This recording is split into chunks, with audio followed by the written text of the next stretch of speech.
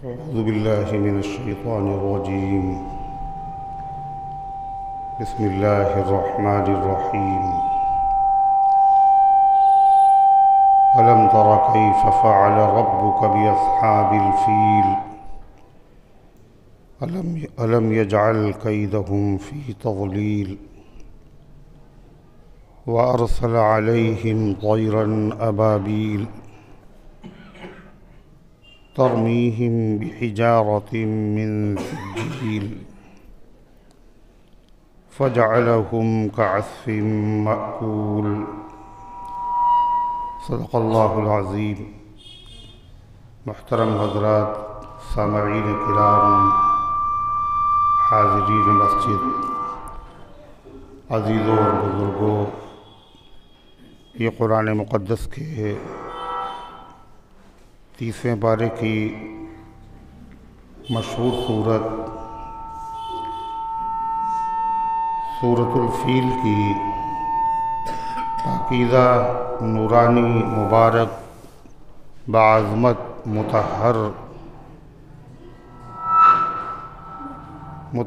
आयत है।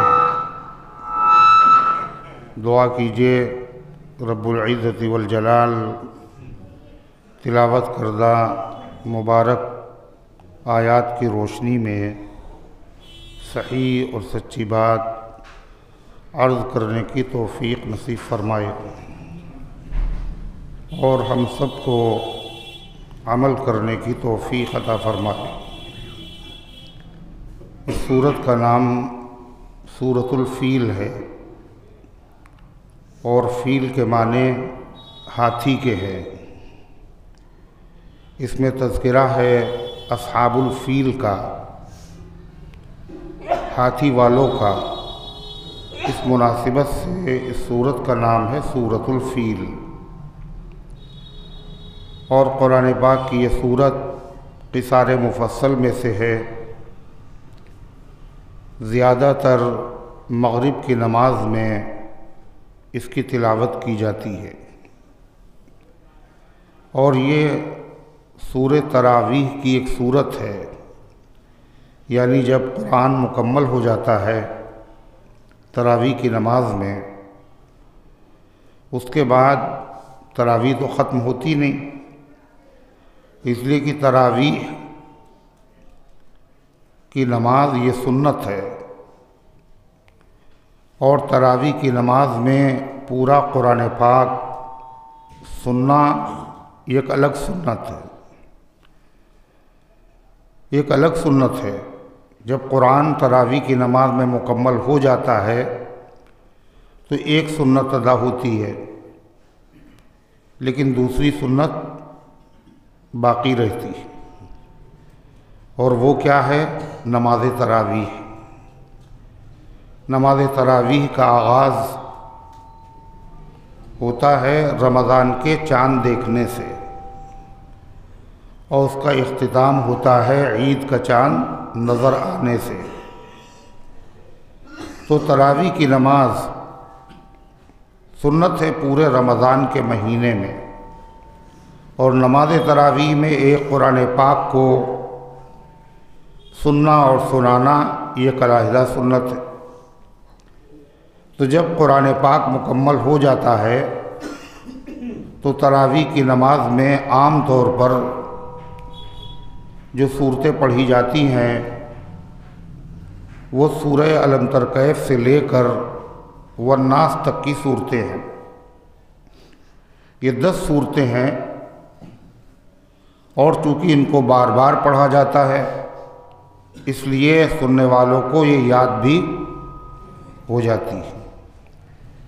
उन्हीं सूरतों में से अगर किसी शहर में, किसी बस्ती में, किसी गांव में रमज़ान का महीना शुरू हो और वहाँ कोई हाफिज़ कुरान न हो, फिर भी तरावी की नमाज पढ़ी जाएगी। पूरा कुरान तो सुनने को नहीं मिला, लेकिन तरावी की नमाज होगी और तरावी की नमाज में 20 रकात पढ़ना है। कहीं से भी कुरान पढ़ लिया जाए सुन्नत अदा हो जाएगी। लेकिन ये छोटी छोटी सूरतें गैर हाफिज़ को भी याद होती हैं, इसलिए इनको पढ़ना आसान है, वरना ज़रूरी नहीं है कि अलम तर कैफ ही से पढ़ा जाए। पूरी नमाज तरावीह में सूरह रहमान भी पढ़ी जा सकती है। हज़रत मौलाना अब्दुल अलीम साहब फ़ारूक़ी दामत बरकातुहुम जब कुरान सुनाया करते थे, कुरान मुकम्मल हो जाता था, तो वो तरावी की नमाज पूरी की पूरी सूरह रहमान पढ़कर ख़त्म करते थे। तो कहीं से भी पढ़ा जा सकता है। तो ग़र्ज़े की ये सूरत पाक क़िसार मुफ़स्सल में से है, सूरह तरावीह में से है, और इसका नाम है सूरतुल फ़ील। ये सूरत मुबारका मक्किया है, यानी हिजरत का वाक़या पेश आने से पहले अल्लाह के हबीब मदनी आका ताजदार मदीना जनाब मुहम्मद रसूलुल्लाह सल्लल्लाहु अलैहि वसल्लम के क़ल्ब अतहर पर नाज़िल हुई। इस सूरत मुबारका में एक रुकू है और 5 आयतें हैं और 96 हर्फ है। अगर इसकी तिलावत को एक मरतबा सुन लिया जाए तो 96 नेकियां हर सुनने वाले को मिलेंगी, और अगर इसकी तिलावत खुद की जाए नमाज के बाहर तो 960 नेकियां मिलेगी। कितनी? 960 नेकियां। और अगर नमाज में पढ़ा जाए तो फिर 960 नहीं मिलेगी, बल्कि एक हर्फ के पढ़ने पर 100 नेकियां। अंदाज़ा लगाइए एक छोटी सी सूरत के पढ़ने पर अल्लाह कितना सवाब देता है। अल्लाह तबारक व तआला हम सबको ज़्यादा से ज़्यादा कुरान पाक पढ़ने की तौफ़ीक़ दे, सुनने की तौफ़ीक़ दे, उसके मानी और मतालिब को समझने की तौफ़ीक़ दे, और उसके तकाज़ों पर अल्लाह ताला अमल करने की हिम्मत और हौसला और तौफ़ीक़ अता फ़रमाए। कुरान पाक की सूरत में अल्लाह ताला ने फ़रमाया, अलम तरा कैफ़ फ़अल रब्बुका बिअस्हाबिल फ़ील। क्या आपने नहीं देखा कैसा मामला फरमाया आपके परवरदिगार ने हाथी वालों के साथ। इसका पस मंज़र क्या है? जिस वाक़े का इसमें ज़िक्र है वो वाक़या क्या है? अल्लामा इब्न कसीर रहमतुल्लाह अलैह ने लिखा कि यमन में जिन लोगों की बादशाहत थी वो कबीले हिमियर के लोग थे, और वहाँ के बादशाह को कहा जाता था तुब्बा। यमन के बादशाह को तुब्बा कहते थे, और ईरान के बादशाह को किसरा कहते थे, और रूम के बादशाह को कैसर कहते थे, और मिस्र के बादशाह को फ़िरौन कहते थे, और हबश के बादशाह को नज्जाशी कहते थे। तो यमन में जो हुकूमत थी वो कबीले हिमियर की थी, और उस ज़माने में उसका बादशाह था, उसका नाम था यूसुफ ज़ू नवास। ये बादशाह मुशरिक था, बुतपरस्त था, मुतअस्सिब था। वहाँ के लोग जो ईसाई थे, नबी करीम सल्लल्लाहु अलैहि वसल्लम की बेसत नबूवत नहीं बल्कि विलादत से पहले 50 दिन पहले का यह वाक़या। तो उस ज़माने में जो मज़हब बरहक़ था वो ईसाईयत था, ईसाई मज़हब था। उन ईसाइयों को उस बादशाह ने बुत परस्ती पर मजबूर किया, जब उन लोगों ने बुत परस्ती कबूल करने से इनकार कर दिया तो उसने उनको सज़ा दी। और सज़ा क्या दी? उसने खंदक़ें खुदवाईं, उनको आग से भर दिया और कहा जो अपना मज़हब नहीं छोड़ेगा और बुत परस्ती इख्तियार नहीं करेगा उसको इस आग में जला दिया जाएगा। बड़ा सख्त इम्तिहान था, हर ज़माने में ईमान वालों का इम्तिहान हुआ है। अल्लाह के रसूल सल्लल्लाहु अलैहि वसल्लम हरम में तशरीफ़ फरमा थे। एक सहाबी हाजिर हुए, उनका नाम है हज़रत खब्बाब, जिनको इस्लाम कबूल करने की वजह से भड़कते हुए शोलों पर लिटाया जाता था और जिसकी वजह से उनकी चर्बी पिघलती और शोले बुझ जाते। ये सज़ा थी इस्लाम कबूल करने की। उनकी पूरी पीठ जली हुई थी, सफ़ेद सफ़ेद। हज़रत फ़ारूक आज़म रज़ी अल्लाह अन्हु ने अपने दौर खिलाफत में उनको बुलाया और कहा ज़रा अपनी पीठ दिखाओ। कुर्ता उठाया तो देखा हज़रत फ़ारूक आज़म की आंखों से आंसू बहने लगे कि वो शख्स है जिसने इतनी अज़ियतें सही मगर इसके पाए इस्तिक़ामत में ज़र्रा बराबर जुम्बिश नहीं हुई। और उनको अपने बराबर अदब और एहतराम से बिठाया। वो अल्लाह के नबी सल्लल्लाहु अलैहि वसल्लम के पास आए, अल्लाह के नबी, ईमान कबूल करने वालों पे बड़ा जुल्म हो रहा है, आप इनके लिए बद्दुआ कर दें। आपने फरमाया तुम अभी से थक गए,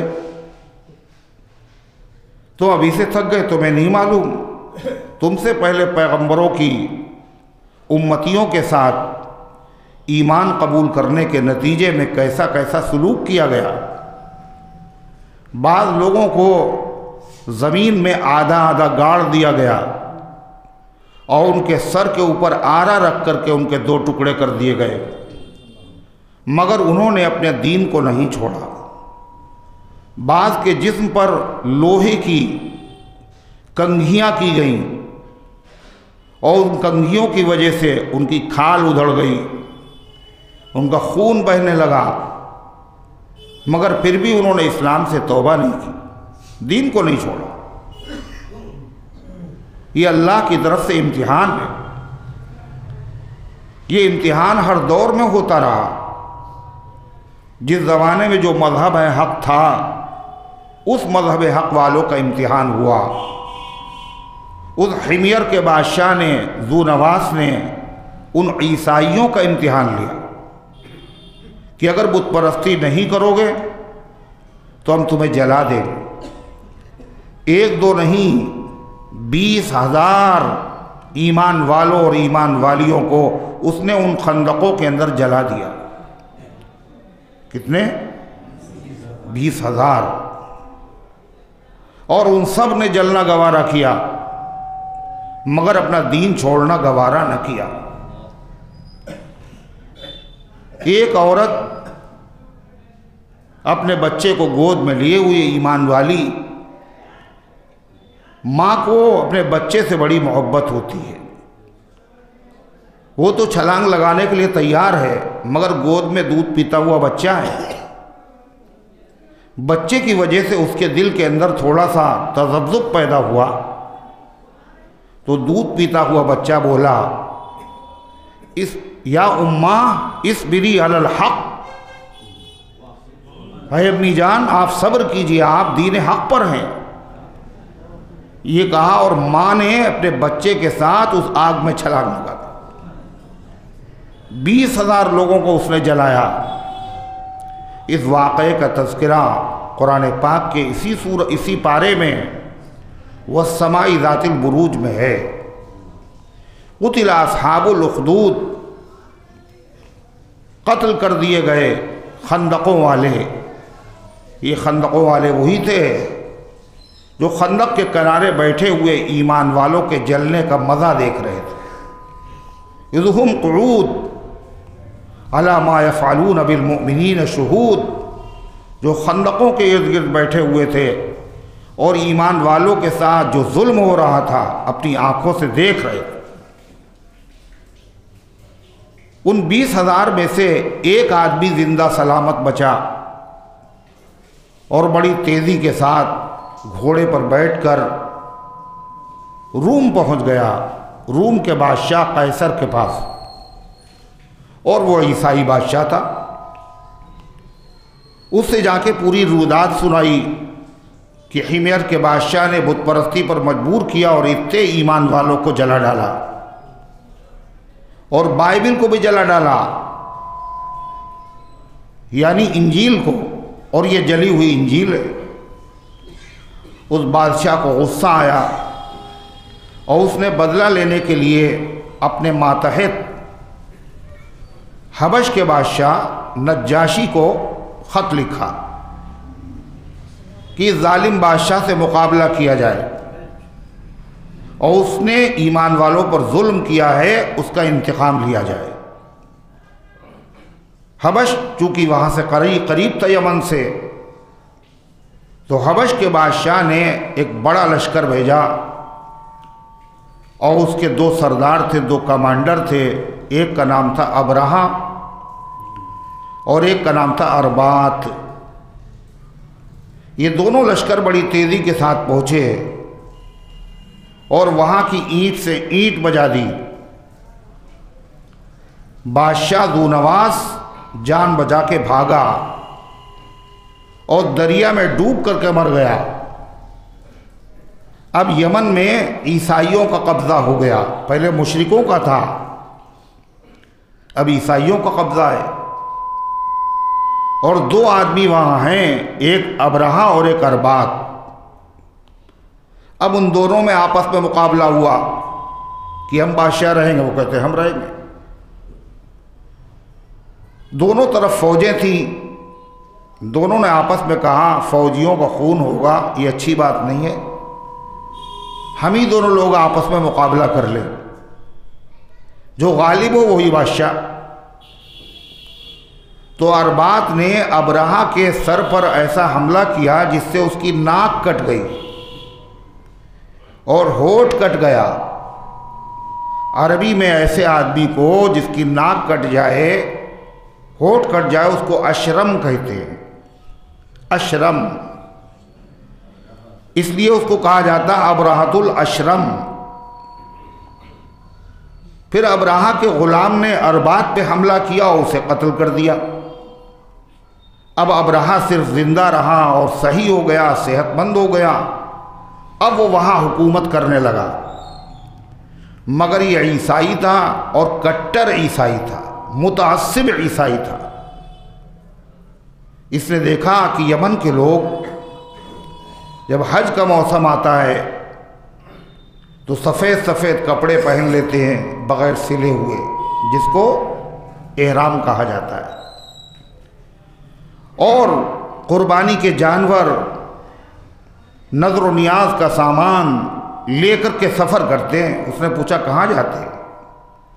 कहा ये सब मक्के जाते हैं, बैतुल्लाह, काबतुल्लाह, अल्लाह का घर है, उसके इर्द गिर्द जाके तवाफ़ करते हैं, उसका हज करते हैं।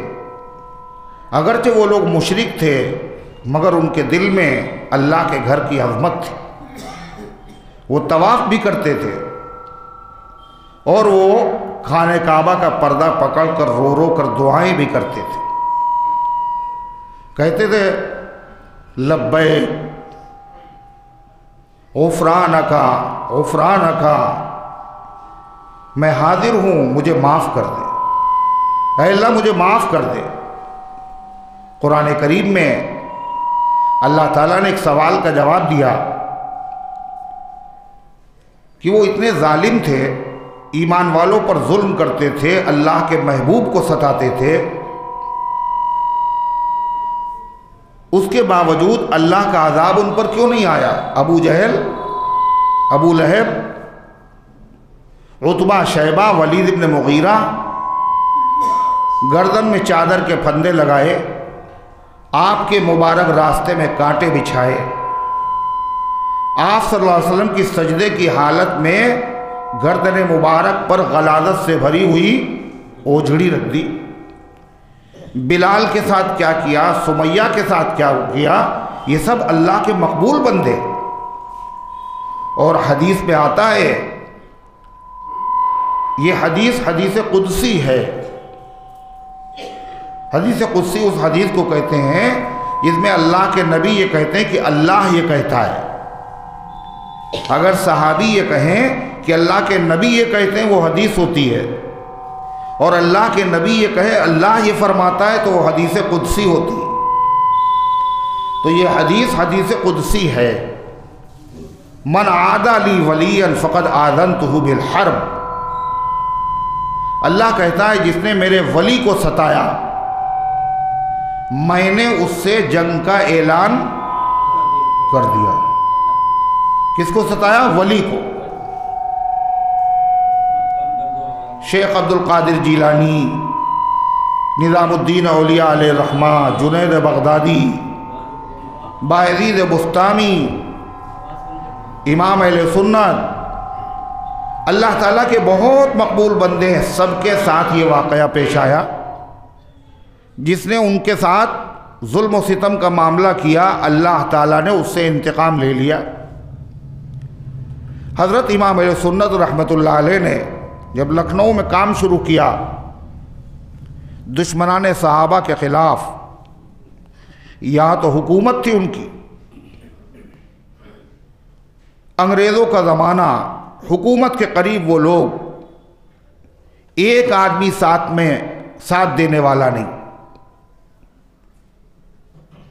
हाकिम वक्त ने कहा, बुलाया, हजरत पहुँचे, अकेले, कोई साथ में जाने वाला नहीं। क्या नाम है तुम्हारा? कहा अब्दुल शकूर। कहाँ के रहने वाले हो? कहा काकोरी के। क्या बयान करते हो तुम? दीन की बातें कहते हो। इससे फितना और फसाद फैलता है। जहाँ से आए हो वहीं चले जाओ, जहाँ से आए हो वहीं चले जाओ। हजरत उल्टे पैरों वापस। उसका सफ़र हो रहा था कहीं बाहर का। चारबाग स्टेशन पर पहुंचा, पेट में शदीद दर्द हुआ और वहीं मर गया। ये क्या है? अल्लाह वालों से दुश्मनी, अल्लाह बदला लेता है।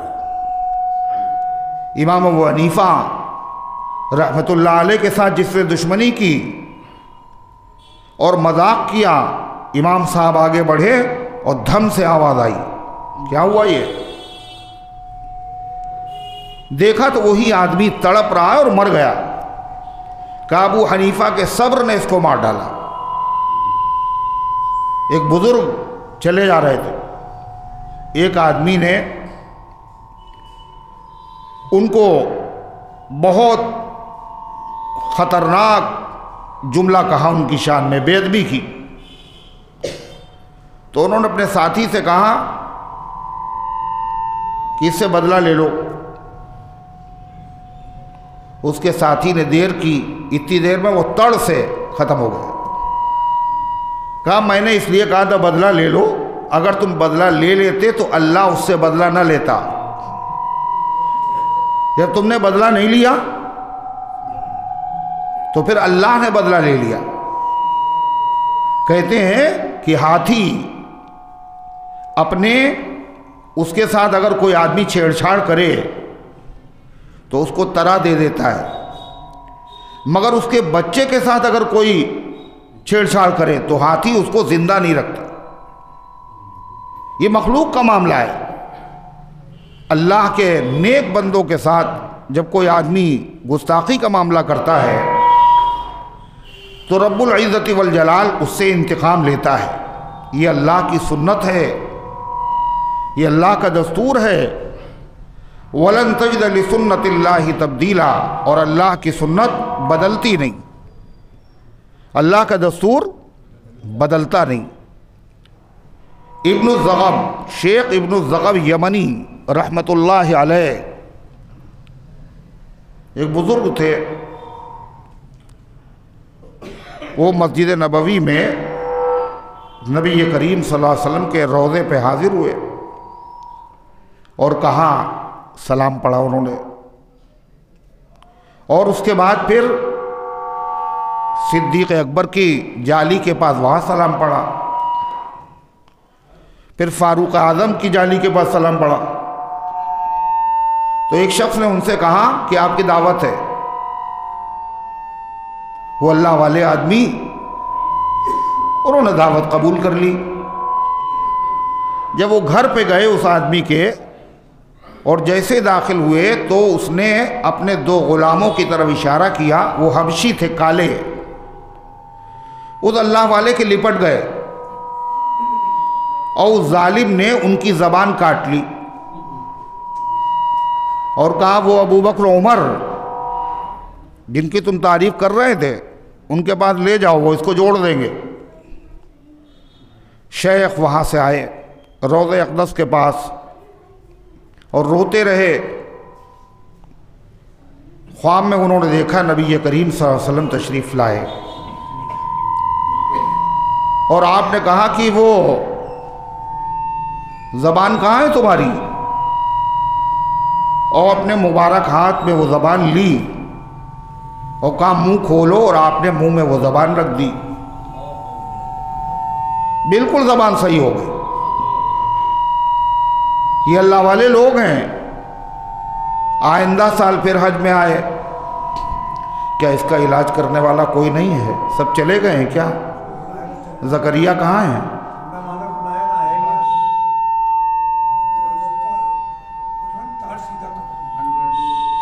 तो हज़रत इब्न ज़ग़ब, बस इतने ही रहने दिए।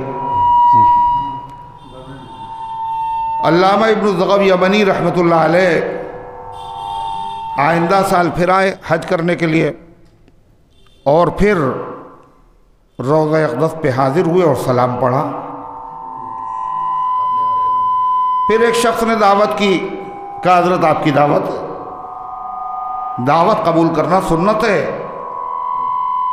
दावत कबूल कर ली। जब उस घर में पहुँचे तो देखा घर तो वही है जो पिछले साल था, मगर वो आदमी नहीं है अब की दावत देने वाला, दूसरा है। और उसने खाना खिलाया और बड़ा एहतराम किया। उसके बाद वो एक कोठरी की तरफ ले गया और दरवाज़ा उसका खोला तो देखा उसमें एक बंदर बैठा हुआ, जंजीरों में जकड़ा हुआ, निहायत ही ख़राब शक्ल उसकी। कहा, जानते ये कौन है? कहा, मैं तो नहीं जानता। कहा, ये वही आदमी है जिसने आपकी ज़बान काटी थी। ये मेरा बाप है और मैं इसका बेटा हूँ। ये अल्लाह तबारक व तआला के बंदों का, जब अल्लाह के नेक बंदों को कोई सताता है तो अल्लाह तबारक व तआला ऐसे लोगों से इंतकाम लेता है, बदला लेता है। सहाबा सब के सब वली, दुनिया के तमाम औलिया से आला मकाम है हर सहाबी का। तमाम बुजुर्गों की बुजुर्गी कुरान से साबित नहीं, उनकी बुजुर्गी, उनका महबूब इलाही होना अल्लाह के कलाम से साबित है। उनको सताया जा रहा है। और फिर जो अल्लाह के सबसे बड़े महबूब हैं, इमामुर रसूल फ़ख्र कायनात जनाब मुहम्मदुर रसूलुल्लाह सल्लल्लाहु अलैहि वसल्लम, आपको सताया जा रहा है। और उसके बाद सताने वाले जिंदा हैं, सलामत हैं, उनका बाल बेका नहीं होता, बल्कि वो अल्लाह के हरम में खाने काबा का गिलाफ पकड़ के दुआ मांग रहे हैं। जुल्म देखिए, कह रहे अल्लाहुम्मा इन कान हाज़ा हुवल हक़्क़ु मिन इंदिक फ़अम्तिर अलैना हिजारतम मिनस समा अव इअ्तिना बिअज़ाबिन अलीम। ऐ अल्लाह, ये मोहम्मद सल्लल्लाहु अलैहि वसल्लम जो कह रहे हैं अगर ये सच भी है तो हमारे ऊपर पत्थर बरसा दीजिए या हमारे ऊपर अजाब नाजिल कर दीजिए। अजाब वाले काम करते थे और अजाब वो मांगते भी थे। अल्लाह के महबूबों को सता रहे हैं, अल्लाह के नबी को सता रहे हैं, अजाब मांग भी रहे हैं, मगर उन पर अजाब आया नहीं, खुदा ने उनसे इंतकाम नहीं लिया। मामूली मामूली बुजुर्गों को सताने वाले से अल्लाह ने इंतकाम लिया और इतने बड़े अपने महबूब और बुजुर्ग और मकबूल बंदों को सताने वालों से इंतकाम नहीं, अजाब नहीं। एक सवाल है, इस सवाल का जवाब खुद अल्लाह ताला ने कुरान में दिया। अल्लाह ताला ने फरमाया, मा कान अल्लाहु लियुअज़्ज़िबहुम व अंत फ़ीहिम, अल्लाह इनको अज़ाब में मुब्तला नहीं करेगा ये पैगंबर। वजह क्या है? व अंत फ़ीहिम, आप इनके दरमियान मौजूद हैं। मक्के में आप भी रहते हैं, लिहाजा आपकी मौजूदगी में अल्लाह का अज़ाब नहीं आएगा। आप रहमतुल लिल आलमीन हैं, रहमत के होते हुए अल्लाह का अज़ाब कहाँ आ सकता है? दूसरी वजह अल्लाह ताला ने यह बताई, वमा कान अल्लाहु मुअज़्ज़िबहुम वहुम यस्तग़फ़िरून, और अल्लाह इनको अज़ाब इसलिए भी नहीं देगा कि ये लोग अज़ाब वाले काम तो करते हैं मगर ये लोग इस्तिग़फ़ार करते रहते हैं, अल्लाह से माफ़ी मांगते। खाने काबा का तवाफ़ करते थे वो, और तवाफ़ के दौरान कहते थे गुफ़रानका गुफ़रानका, ऐ मालिक मुझे माफ़ कर दे, ऐ अल्लाह मुझे माफ़ कर दे। इससे यह पता चला अज़ाब से बचाने वाली दो चीज़ें हैं, एक अल्लाह के नबी का वजूद और दूसरे इस्तिग़फ़ार। अल्लाह के नबी हमारे दरमियान नहीं है, मगर दूसरी अज़ीमुश्शान चीज़ मौजूद है, वो है इस्तिग़फ़ार। अगर कुफ्र में मुब्तला लोग, शिर्क में मुब्तला लोग दुनिया में इस्तिग़फ़ार करते रहे, अल्लाह के अज़ाब से बच गए। कुछ तो करो, अब तो बिल्कुल बैठ गए। सुभान अल्लाह। तो वो तो जो शिर्क में मुब्तला थे, कुफ्र में मुब्तला थे, उसके बावजूद उन्होंने इस्तिग़फ़ार किया तो अल्लाह ताला ने उनको अज़ाब से बचा लिया। तो अगर ईमान वाले, हम ईमान वाले, अगर हम ईमान वाले लोग इस्तिग़फ़ार करेंगे तो बताइए इस्तिग़फ़ार से फ़ायदा होगा या नहीं होगा? होगा या नहीं होगा? इस्तिग़फ़ार पढ़ने के बाद अल्लाह का अज़ाब नहीं आता। हज़रत इमाम जाफ़र सादिक़ रहमतुल्लाह अलैह फरमाते हैं कि बिजली कड़क रही हो, बिजली कड़क रही हो, चमक रही हो, और आदमी को पनाह की कोई जगह ना हो और डर रहा हो कहीं हमारे ऊपर गिर ना जाए, तो फरमाते हैं अगर वो अस्तग़फ़िरुल्लाह पढ़ता रहेगा तो बिजली उस पर गिरेगी नहीं, बिजली उसको नुकसान नहीं पहुंचाएगी। इतना मुफीद है इस्तिग़फ़ार, इसलिए इसको हम सब को अपनी ज़िंदगी का वजीफ़ा बनाना चाहिए। गुनाह हो जब भी इस्तिग़फ़ार है, ना हो जब भी इस्तिग़फ़ार है। इसलिए कि नबी से तो गुनाह हो ही नहीं सकते, और नबियों के इमाम सैयदुल मासूमीन ख़ातमुल मासूमीन आपसे गुनाह कहाँ होंगे? मगर अल्लाह ताला अपने नबी से क्या कह रहा है?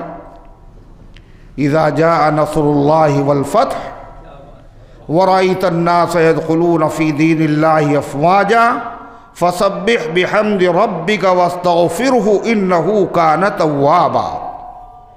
जब अल्लाह की मदद आए और मक्का फ़तेह हो जाए और लोग इस्लाम को दाखिल होते हुए लोगों को आप देख लें फौज दर फौज,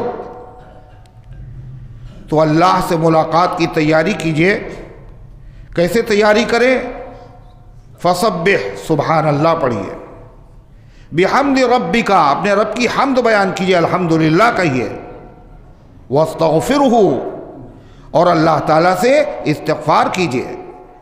इन्नहु कान तव्वाबा, अल्लाह अपने बंदों पर रहमत के साथ बहुत मुतवज्जे होने वाला है। जब अल्लाह अपने नबी से कह रहा है इस्तिग़फ़ार किया कीजिए, मालूम ये गुनाह हो जब भी नहीं पढ़ना चाहिए, गुनाह न हो जब भी पढ़ना चाहिए। ये बड़ी नेमत है अल्लाह की। अल्लाह ताला हम सबको पढ़ने की तौफीक अता फरमाए। तो मैं अर्ज़ ये कर रहा था, कुफ्र और शिर्क के बावजूद वो लोग क्या करते, उनके दिल में खाने काबा की अज़मत थी। तो अबरहा ने देखा वो ईसाई ये सब जा रहे हैं काबे, लिहाजा ऐसा किया जाए कि काबे की मरकजियत ख़त्म हो जाए, काबे से इनका कनेक्शन ख़त्म हो जाए, इन सब को ईसाई बना लिया जाए। उस काबे की ज़ियारत के लिए जाते हैं, वो काबा जो खाली पत्थरों का है, जिसमें न नक्श है न निगार है, न उसमें टाइल्स लगे हुए हैं। ताजमहल दुनिया का 7वां अजूबा है, ऐसा भी तो नहीं है। खाने काबा खालिस पत्थरों का, सियाह पत्थरों का है। लिहाजा ये वहाँ लोग जा रहे हैं, उससे अच्छा अगर यहाँ काबा बना दिया जाए तो उस सादे काबे के पास कौन जाएगा, ये उसके जहन में था। जब उसने कत्ल कर दिया, किसको?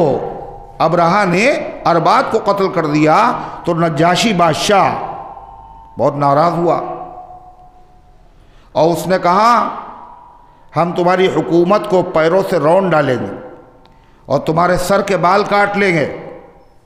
अबरहा बहुत घबराया, बड़ी खुशामद, बड़ी माफ़ी मांगी और उसने एक थैली में पूरे इलाके की मिट्टी भरी और अपनी पेशानी के बाल काटे, उसी में रखे और बादशाह के पास भेज दिए। क्या आप मुझे माफ़ कर दिए? आपने कसम खाई थी हम वहाँ की मिट्टी को पैरों से रौंदेंगे, आप कसम पूरी कर लीजिए, पूरे मुल्क की ये मिट्टी है इसमें थैली में। आपने कहा था बाल काटेंगे, मैंने बाल भी अपने भेज दिए। बादशाह खुश हो गया, राज़ी हो गया। फिर बादशाह को उसने बताया कि ये सारे यमन के लोग मक्के जाते हैं काबे का तवाफ़ करने के लिए, हम चाहते हैं कि एक गिरजाघर बनाएं, वो बहुत आला दर्जे का हो, बड़ा खूबसूरत हो और सारी दुनिया बजाय काबे के इधर आने लगे, काबे की मरकजियत ख़त्म हो जाए। बादशाह भी खुश हो गया, चुनाचे उसने एक गिरजाघर बनाया। उस ज़माने में इतनी ऊंची कोई इमारत नहीं थी, बड़ी शानदार इमारत, उसमें जवाहरात हैं, उसमें मोती हैं, हाथी के दांत की जालियां हैं, बड़ी बड़ी मूर्तियां हैं। इतनी ऊंची इमारत थी, उसका नाम अरबों ने रखा था कलीस। क्या रखा था भाई? कलीस। कलीस कहते हैं कलंसुआ, कहते हैं अरबी ज़बान में टोपी को। उसका नाम कलीस इसलिए रखा, वो इतनी ऊंची थी कि अगर आदमी उसको देखे तो उसकी टोपी नीचे गिर जाए। इतनी ऊंची बिल्डिंग और निहायत शानदार, निहायत आला दर्जे की। मगर उसको ये नहीं पता था कि इमारत चाहे जितनी खूबसूरत हो, दुनिया काबे में जो जाती है खूबसूरती की वजह से नहीं जाती, वह अल्लाह की तजल्ली है। उसकी महबूबियत अल्लाह ने हर आदमी के दिल में रखी है। कितनी कशिश खाने काबा तेरे अंदर, इतनी कशिश है खाने काबा में, उसको देखने से दिल कभी भरता नहीं। 4 चीज़ें हैं जिनसे आदमी का दिल कभी नहीं भरता। उन 4 चीज़ों में से एक चीज़ है पानी। कितने लीटर पी चुके हैं आप, कुछ अंदाज़ा है? और अभी कितना पीना है? प्यास लग रही है, लस्सी लाई जाए, कजी नहीं पानी चाहिए सादा, लिमका वगैरह कहने जी नहीं, पानी चाहिए मुझे, पानी दीजिए। रमज़ान के महीने में इफ्तार के वक्त सारी नेमतों में सबसे कीमती नेमत पानी है। एक प्यासे से पूछिए, कोई चीज़ को नहीं बुझा सकती। इतना पानी पीने के बाद भी पानी से दिल आदमी का नहीं भरता। दूसरी चीज़ है आसमान का कलर। अल्लाह ने ऐसा खूबसूरत बनाया है, देखते रहिए आप, नई आंखों में गड़ता है, दिल ही नहीं भरता, उससे सैर ही नहीं होता। तीसरी चीज़ है अल्लाह का कलाम, कुरान पाक। 1400 साल हो चुके तरावी में वही कुरान, फिर भी सुनने वाले बढ़ते चले जा रहे। रोज ख़त्म करते हैं, फिर नया। हदीस में है ला यख्लुक़ु अन कसरति रद। ये कुरान अल्लाह का ऐसा कलाम है, चाहे जितना इसको दोहराया जाए ये कभी पुराना नहीं होगा, हमेशा नया मज़ा, नई लज्जत। अगर हम बीमार न हों तो कुरान में वो जो लज्जत है वो दुनिया के किसी साज और बाजे में नहीं, किसी भी साज में नहीं। हज़रत मौलाना शाह फजल रहमान गंज मुरादाबादी फरमाया करते थे, जब जन्नत में जाएंगे और हूरें वहाँ आएंगी तो हम उनसे कहेंगे बीबियों बैठ जाओ, कुरान सुनो। जो इसमें लज्जत है वो किसी चीज़ में नहीं। अगर आदमी सेहतमंद है, बीमार नहीं है, अगर बीमार है तो उसे शक्कर कड़वी लग रही, उसको नीम मीठा लग रहा है, खुशबू से बदबू लग रही है, अगर ईमान उसका सही है तो कुरान से कभी आदमी का दिल सैर नहीं हो सकता। और चौथी चीज़ जो अल्लाह ने बनाई जिससे दिल नहीं भरता वो खाने काबा है, अल्लाह का घर। अगर ताजमहल को आदमी देखने जाए, 1 मरतबा देखा, 2 मरतबा देखा, तीसरी मरतबा फिर लोगों ने कहा क्या देखें, देखा हुआ है। दुनिया की खुशनुमा से खुशनुमा इमारत अगर आदमी 10 मरतबा देख ले फिर उसके देखने का जी नहीं चाहेगा। जो हलवा की अकबार खुर्दंदो बस, जैसे हलवा 1 मरतबा खा लिया बस जी भर गया। मगर ये अल्लाह का कलाम, अल्लाह का घर है, इसको 50 नहीं 50,000 मरतबा देखा जाए मगर उसको देखने की तलब और तड़प में, प्यास में कभी नहीं आती। जब तक नहीं देखा था, जब तक तो प्यास थी। ये ऐसी चीज़ है कि देखने के बाद प्यास कम नहीं होती बल्कि और बढ़ जाती।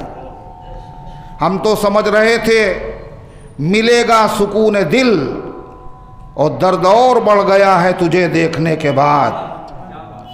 अल्लाह का घर है, उसको देखते रहिए। अन्नज़्रु इला बैतिल्लाह इबादा, अल्लाह के घर को देखना इबादत है।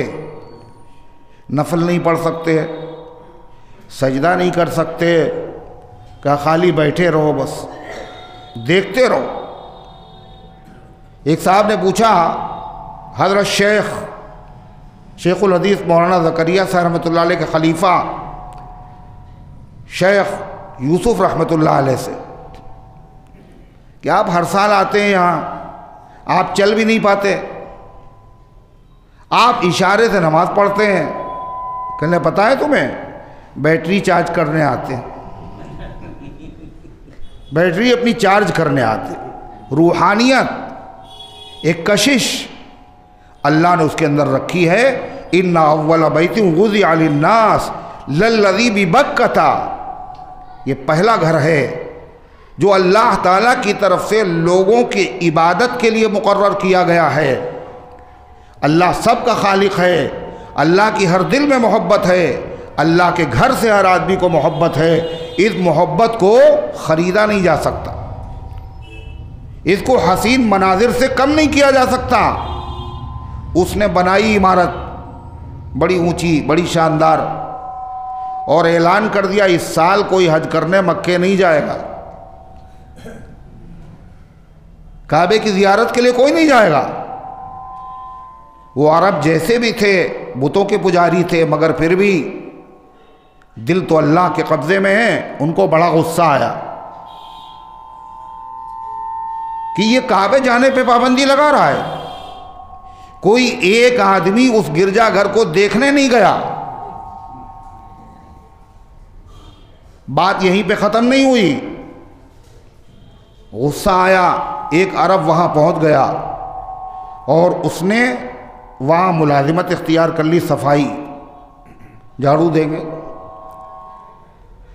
वो तो तलाशी में थे। मौका मिलने के बाद उसने उनके उस गिरजाघर में गंदगी कर दी, गलाजत,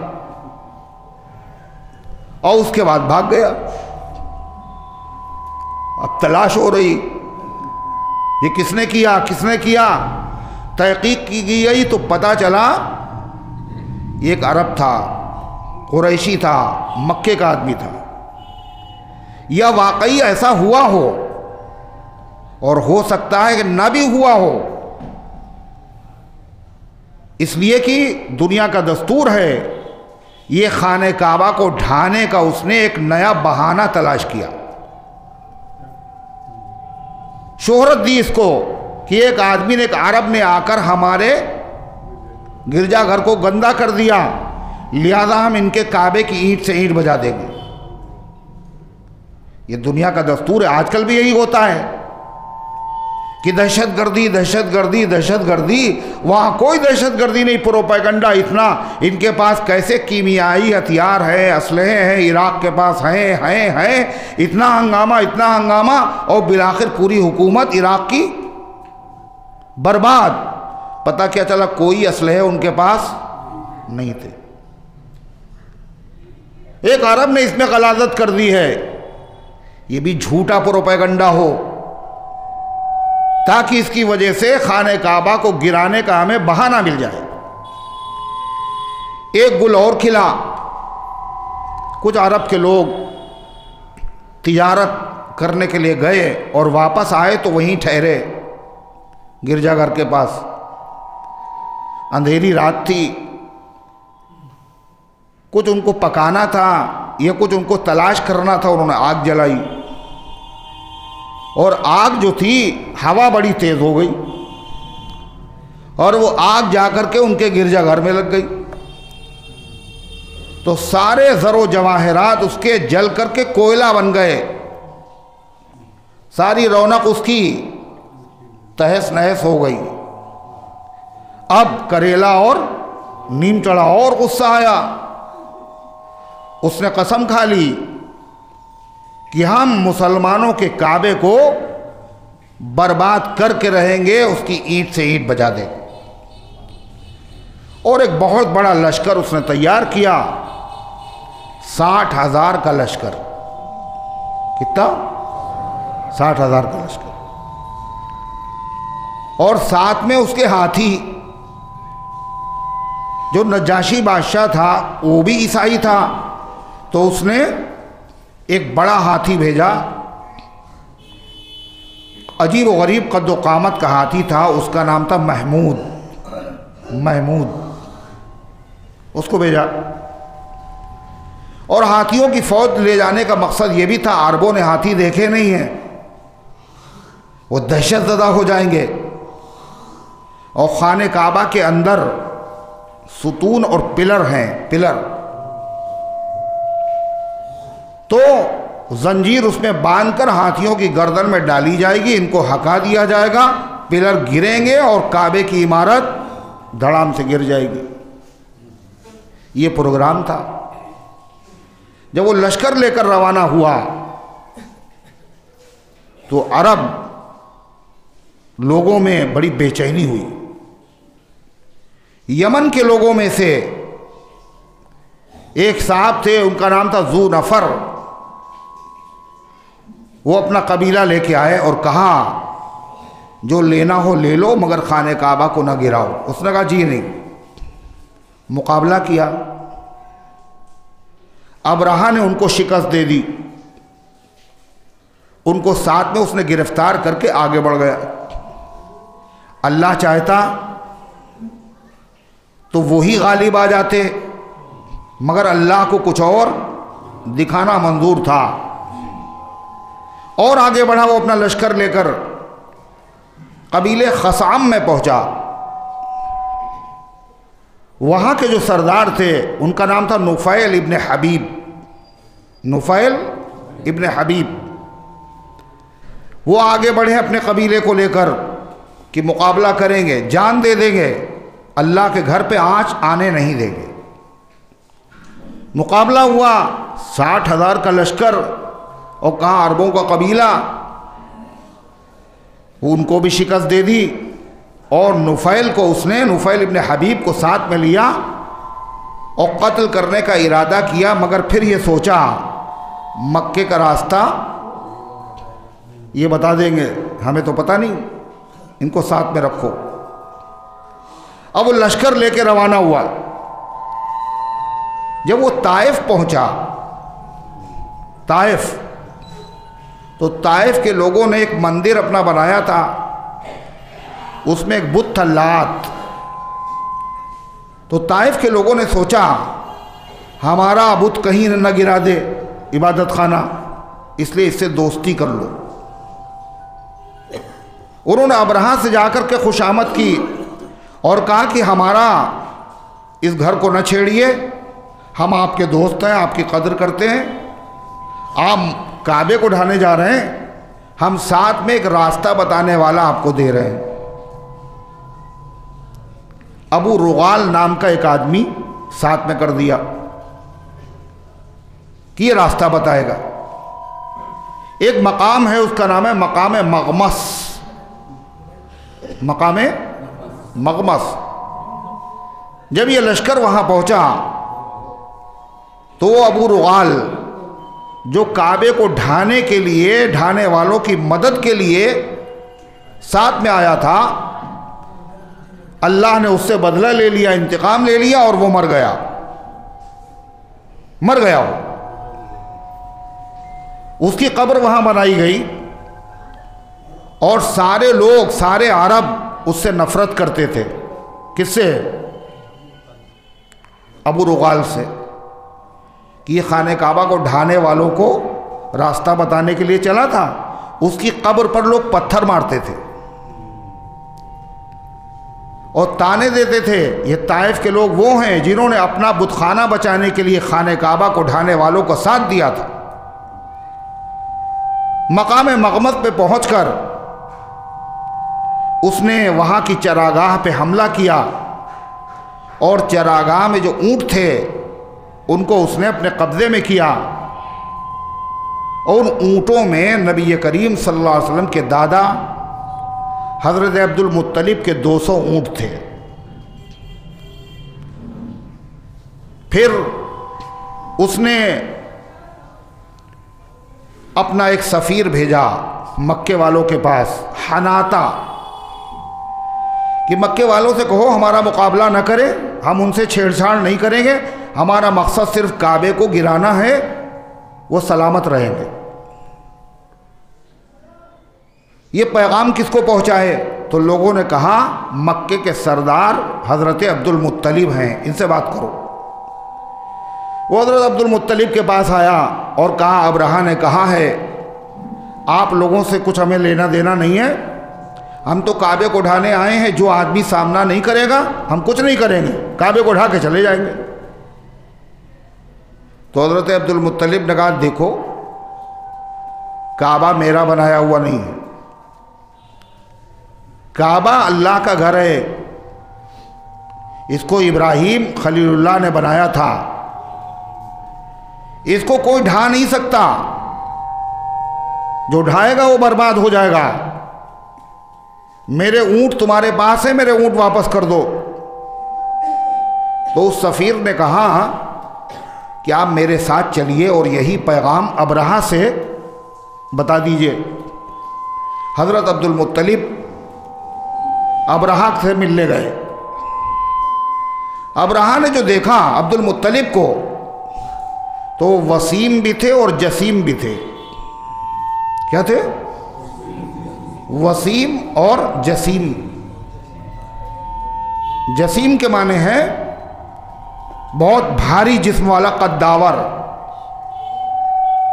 और वसीम के माने हैं इंतहाई खूबसूरत। देखिए इसको, वो जसीम भी थे और वसीम भी थे, और खुदादाद रोब था उनका। अबरहा ने जो उनको देखा, तो देखते ही अबरहा एकदम से अपने तख्त से नीचे उतर आया, उनके एजाज इकराम में, और अपने पास बिठाया। और बिठाने के बाद उसने कहा कि आपका क्या काम है, आपकी क्या ज़रूरत है, कोई हाजत हो तो बताइए। तो हज़रत अब्दुल मुत्तलिब ने कहा, देखो भाई, मेरी ज़ाती हाजत तो ये है कि आपने मेरे ऊँट पकड़ लिए हैं, 200 वापस कर दिए। उसने कहा कि हम तो आपको समझ रहे थे कि आप बहुत अक्लमंद हैं, हम तो समझ रहे थे आप बहुत ही अक्लमंद है, मगर आपने बात ऐसी की जिससे सारी इज्जत आपकी मेरी निगाहों में ख़त्म हो गई। आपको नहीं पता, आपको ऊँटों की फ़िक्र है। आपका दीन, आपका मज़हब आपके लिए बाइसे फ़ख्र, काबा हम उसे गिराने आए। तो हज़रत अब्दुल मुत्तलिब ने जवाब दिया कि देखिए, ऊँट मेरे हैं, मैं ऊँटों का मालिक हूँ, इसलिए मुझे ऊँटों की फ़िक्र है। काबा मेरा नहीं है, काबे का मालिक अल्लाह है, वो ख़ुद अपने घर की हिफाजत करेगा। तो अबरहा ने कहा कि मेरे हाथ से आज काबे को कोई नहीं बचा सकता। अब्दुल मुत्तलिब ने कहा, तुम्हारी मर्ज़ी, जो जी चाहे करो। ये कहकर अपने 200 ऊँट लेकर के अब्दुल मुत्तलिब मक्के आ गए, और तमाम मक्के वालों से कहा, अपने बच्चों को लेकर पहाड़ की चोटियों पर चढ़ जाओ और मक्का खाली कर दो। और ख़ुद हज़रत अब्दुल मुत्तलिब और साथ में कुछ सरदार अरब के कबीले कुरैश के लोग, वो उधर क्या देख रहे हैं आप लोग हैं, उधर क्या देख रहे हैं, सब लोग बनाएंगे क्या? अरे इधर देखिए ना, वो जिनका काम है वो कर लेंगे। तो अब्दुल मुत्तलिब कहाँ है? खाने काबा में। और उसके बाद खाने काबा की दहलीज को पकड़ा और पकड़ कर अल्लाह से दुआ की, रोए और गिड़गिड़ाए और कहा, अल्लाह, ये तेरा घर है, जो इसको ढाने के लिए आए हैं उनसे मुकाबला करने की मेरे अंदर ताकत नहीं है। अल्लाह, हर आदमी अपने घर की हिफाजत करता है, ये तेरा घर है, अल्लाह तू अपने घर की हिफाजत फरमा। अल्लाहुम्मा ला नरजू इल्ला सिवा का, ला नरजू सिवा का, अल्लाह तेरे अलावा किसी से उम्मीद नहीं। या रब्बी फमना हिमा का, ऐ मेरे रब अपने घर की हिफाजत फरमा। और हज़रत अब्दुल मुत्तलिब दुआ करने के बाद पहाड़ पर, मक्के के पहाड़ों पर खुद भी चले गए। अब अबरहा ने अपने लश्कर को आगे बढ़ाया। मुज़दलिफ़ा जब आप जाएंगे, मिना इंशाअल्लाह, अरे जाएंगे नहीं जाएंगे? अरफात अरफात से मुज़दलिफ़ा, मुज़दलिफ़ा से मिना। मुज़दलिफ़ा और मिना के बीच में एक वादी है, उसका नाम है मुहस्सर। मुहस्सर पूरे मुज़दलिफ़े में आदमी ठहरते हैं, मगर मुहस्सर में ठहरने की इजाज़त नहीं है। आपने फरमाया अल मुज़दलिफ़ा कुल्लुहा मुहस्सर मौक़फ़ इल्ला मुहस्सर। पूरा मुज़दलिफ़ा ठहरने की जगह है, मगर मुहस्सर जो मकाम है ये ठहरने की जगह नहीं। जब वो हाथियों का लश्कर 12 हाथी उसमें थे लेके जब वहाँ पर पहुँचा वादिये मुहस्सर में, और हाथी को जैसे उसने आगे बढ़ाने की कोशिश की तो जो साथ में उनके नुफैल इब्ने अम्र थे, जिनको साथ में गिरफ्तार कर लिया था, वो आगे बढ़े। और जो बड़ा ऊँट था, बड़ा हाथी था महमूद, उसके कान में जाके कहा, उसके कान में जाके कहा क्या? अबरक या महमूद, ए महमूद बैठ जा। इरजी राशिदन मिन हैसु जीत, और सलामती के साथ जहाँ से आया है वहाँ वापस चला जा। फ़इन्नका फ़ी अर्ज़िल्लाह, तुम अल्लाह की ज़मीन पे हो। फ़इन्नहु बलदुल्लाह, ये अल्लाह का घर है, ये अल्लाह का शहर है। ये सुना उसने और उसके बाद बैठ गया, वो हाथी बैठ गया। अब उसके बाद उसको उठा रहे, उठते ही नहीं किसी तरह, सारे हाथी उसी के ताबे, गुर्द मार रहे हैं उसके, तबर मार रहे हैं उसके, मगर कुछ असर नहीं। आंकड़े उसकी सूंड में डाल दिए, वो चीख रहा है मगर उठने का नाम नहीं लेता। जब उसको यमन की तरफ रुख किया तो भागने लगा, मशरिक की तरफ चलाया तो चलने लगा, फिर काबे की तरफ बढ़ाया तो फिर बैठ गए। अब रहा फीलबानों के ऊपर गुस्सा हो रहा है, खफा हो रहा है, चीख रहा है, मगर वो उनके बस में था ही नहीं। यही मंजर देख रहे थे अब्दुल मुत्तलिब और अरब के सरदार पहाड़ की चोटियों से, कि इतनी देर में उन्होंने देखा कि परिंदों का एक लश्कर आ रहा है, और परिंदे भी कैसे, जो इससे पहले नहीं देखे गए और बाद में भी नहीं देखे गए। किधर से? जद्दे की समत से, जो कबूतर से छोटे थे, सब्ज कलर के थे, चोंचें उनकी जर्द थी, पंजे उनके सुर्ख थे, और हर परिंदे की पास 3 कंकर थे, 2 पंजों में और 1 चोंच में। और वो कंकर भी थे ज़्यादा बड़े नहीं, चने से छोटे और मसूर से थोड़ा सा बड़े, अजीब तरह के। उन्होंने आकर के जो बरसाना शुरू किए, रिवाल्वर क्या काम करेगा, जो उन कंकरियों में पावर था, ताकत थी। वो लाया था सबसे बड़ी मखलूक को काबे को उठाने के लिए, हाथी। अल्लाह ने उसके मुकाबले के लिए भेजी सबसे कमज़ोर मखलूक, चिड़िया। और बरसाया क्या? छोटे छोटे कंकर। उनमें ऐसी सम्मियत थी, सर पे पड़ता था तो गल के दूसरे रास्ते से निकल जाता था, आबला पड़ जाता था, जिस्म जो है वो पानी हो जाता था और हड्डियां बाहर निकल आती थी। तेज हवा भी खुदा ने भेज दी। अब वो कंकर परिंदे मार रहे हैं और हवा भी उन कंकरियों को बरसा रही, वो जमीन के अंदर धंस रही हैं। पूरे लश्कर में अब तरी फैल गई, भागने लगे। नुफैल इब्ने हबीब को तलाश कर रहे, रास्ता बता दो, मगर वो कहाँ रास्ता बताने वाले।